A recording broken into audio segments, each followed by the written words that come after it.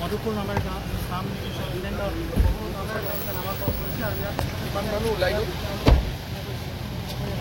গাড়ীটো ঘূৰান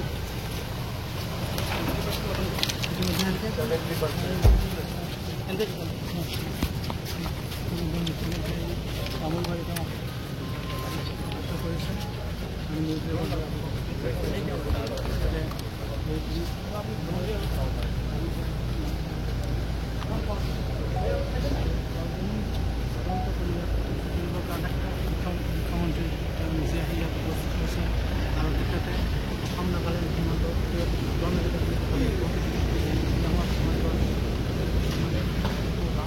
মধুপুৰ গাঁৱতে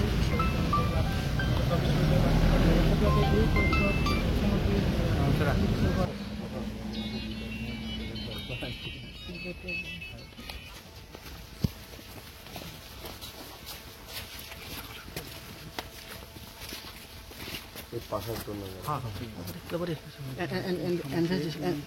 ড্ৰোনৰ জৰিয়তে সমগ্ৰ দৃশ্য তেওঁ প্ৰতিষ্ঠা কৰিছে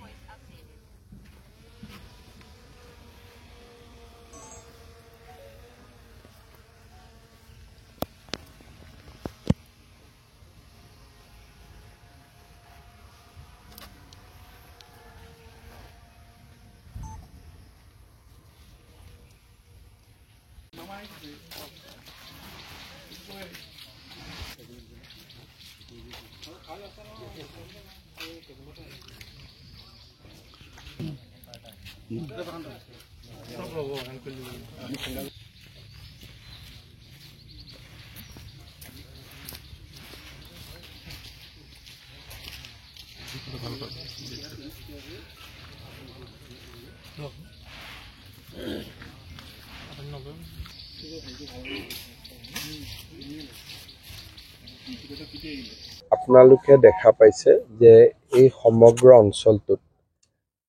হাজাৰ হাজাৰ বিঘা মাটি খুব কম সংখ্যক পৰিয়ালে দখল কৰি বেসিক্যালি এখন ক'বলৈ গ'লে এটা অৰ্থনৈতিক ভাৱে তেওঁলোকে বা বেদখলকাৰীসকলে নিজৰ স্থিতি শক্তিশালী কৰিছিলে ইয়াতে এটা বস্তু দেখা যায় যে কোনোবা মানুহৰ মাটি নাই কাৰণে ইয়াত অহা নাই কাৰণ তেওঁলোকে সাধাৰণতে আমি ভূমিহীন মানুহক 3 বিঘা মাটি দিওঁ 2 বিঘা মাটি দিওঁ কিন্তু ইয়াত একো গৰাকী পৰিয়ালে 300 বিঘা 400 বিঘা 200 বিঘা এই ধৰণে ভূমি তেখেতসকলে অধিগ্ৰহণ বা তেওঁলোকৰ দখলত ৰাখিছিলে স্বাভাৱিকভাৱে মই ভাবো যে ইয়াৰ পৰা মানুহখিনি আঁতৰি গৈছে প্ৰায় 70% মানুহ আৰু মানুহখিনিও মই ভাবো যে অহা 2-3 দিনত আঁতৰি যাব তাৰ পিছত জিলা প্ৰশাসন আৰু ফৰেষ্ট ডিপাৰ্টমেণ্টে ইয়াতে বিভিন্ন ধৰণৰ অৰ্থনৈতিক কাম কৰিব পাৰিব নীতি নিয়মৰ ভিতৰত বিভিন্ন ধৰণৰ মূল্যৱান গছ যিখিনিয়ে আমাক বহুতখিনি অৰ্থনৈতিকভাৱে শক্তিশালী কৰিব পাৰিব সেই ধৰণৰ কাম আমাৰ স্থানীয় ৰাইজসকলে ইয়াত কৰিব পাৰিব বন বিভাগে কৰিব পাৰিব আৰু এটা নিয়ম নীতি পৰিসীমাৰ মাজত থাকি কামবিলাক কৰিব পাৰিব আমাৰ সৰুপথাৰ সমষ্টিত উচ্ছেদ অভিযান হোৱাৰ পিছত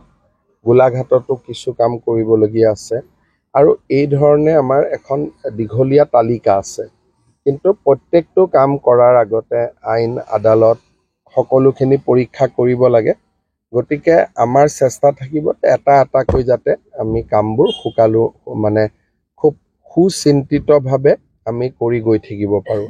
আবেগিকভাৱে যদি ইয়াতো আহক তাতো আহক বুলি গৈ থাকো কোনোবা দিনা কোৰ্টে কৈ দিব যে আপোনালোক ক'তো যাব নোৱাৰে সেইকাৰণে আমি আইন আদালত অধিবক্তা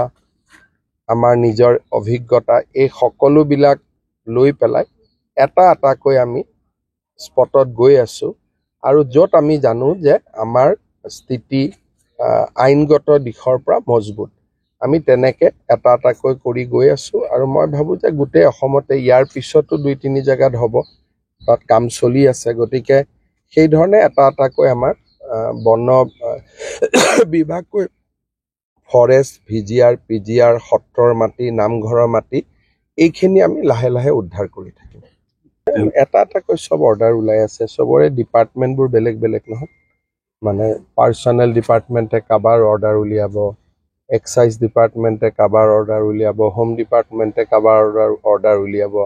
মন্ত্ৰীজন বেলেগ, আয়ুক্তজন বেলেগ। গতিকে এটা 40 দিনৰ ভিতৰত ওলাব লাগে। গতিকে সকলো ডিপাৰ্টমেণ্টে 40 দিনৰ ভিতৰত নিজৰ কাম কৰি লয়।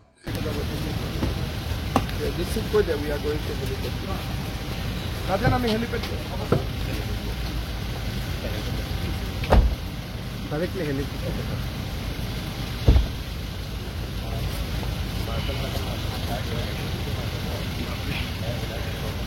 কৈ যাব দেই